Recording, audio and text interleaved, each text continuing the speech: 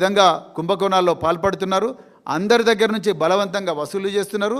ఈ కమిషన్ల కక్కుర్తి కోసం రకరకాల వ్యక్తులను తుపాకులు పెట్టి బెదిరిస్తున్నారు. ఇంకా ఏం చేసి బెదిరిస్తున్నారో మాకైతే తెలియదు. వీటి మీద పూర్తి స్థాయి విచారణ జరగాలి. కానీ ఒక ముఖ్యమంత్రి అనుచరులే ఈ విధంగా చేస్తున్నారు. రోహిన్ రెడ్డి ముఖ్యమంత్రి అనుచరుడు 100%. ముఖ్యమంత్రి అనుచరుడి దగ్గరనే ఈ విధంగా జరుగుతుంటే ఈ రాష్ట్రానికి వేరే హోప్ లేదు. మరి మళ్ళా మనందరి ఏదో సంతోషంగా ఉండడం కోసం మా గాంధేయవాదే ఇప్పుడు రాష్ట్రానికి ఇన్ఛార్జిగా వచ్చిందని చెప్పేసి మీనాక్షి నటరాజన్ గారిని ముందర పెట్టి, సో మీనాక్షి గారు అట్లన్నారు ఇట్లన్నారు. మరి రాష్ట్రాన్ని పాలిస్తున్నది మీనాక్షి నటరాజనా, లేకపోతే ప్రజలు ఎన్నుకోబడ్డ ముఖ్యమంత్రి, లేకపోతే ఎవరు పరిపాలిస్తున్నది ఏమాత్రం కూడా క్లారిటీ లేదు. అందుకొరకు ఈ రాష్ట్రాన్ని పాలించే నైతిక అర్హత ఈ రేవంత్ రెడ్డి ప్రభుత్వం కోల్పోయింది. అర్జెంటుగా దీన్ని బర్తరఫ్ చేయాలని చెప్పేసి మేము తెలంగాణ గవర్నర్ను డిమాండ్ చేస్తున్నాం. అదేవిధంగా తెలంగాణ ప్రజలు జూబ్లీహిల్స్ ఎన్నికల సందర్భంగా కూడా ఒక మాట చెప్పదలుచుకున్నాను నేను. జూబ్లీహిల్స్ ఎన్నికల సందర్భంగా మీరు చూస్తున్నారు ఇప్పుడు ఈ డక్కన్ సిమెంట్స్ రకరకాల వ్యవహారాల్లో ఏదైతే ఈ దందాలు జరుగుతూ ఉన్నాయో, ఈ తుపాకులు పెట్టించి మరి కమిషన్లు లాగే వ్యవహారం ఏదైతుందో, వినకపోతే కాల్చి చంపే వ్యవహారం ఏదైతుందో మీరు చూసిండ్రు.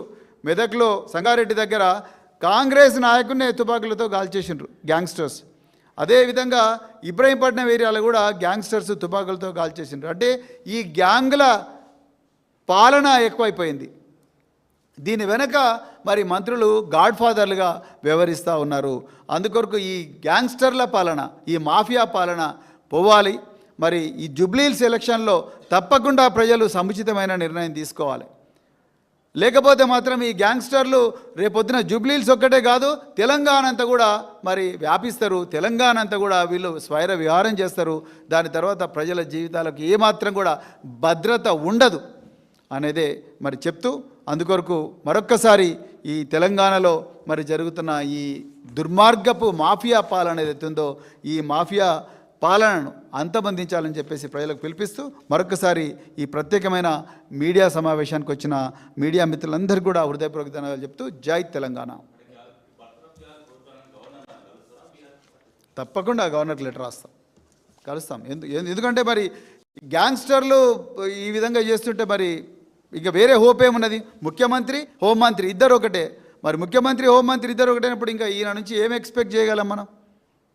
ఇప్పుడు ఆ రోహిన్ రెడ్డి అనే వ్యక్తి ముఖ్యమంత్రికి అత్యంత సన్నిహితమైన వ్యక్తి.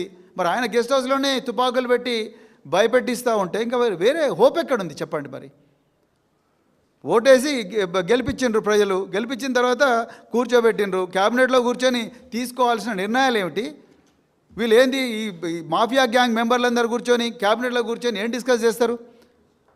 ఇదేనా ఈ రాష్ట్ర ప్రజలు కోరుకున్నది? నీకెంత నాకెంత అనే వాటాల కోసం కొట్లాట జరుగుతూ ఉన్నది ఇక్కడ. క్యాబినెట్ ఏమున్నది? క్యాబినెట్ అందరూ కలిసి సామూహికంగా రాజీనామా చేయండి, మా చేతిని అయితే లేదు రాష్ట్రాన్ని పరిపాలించనీకే.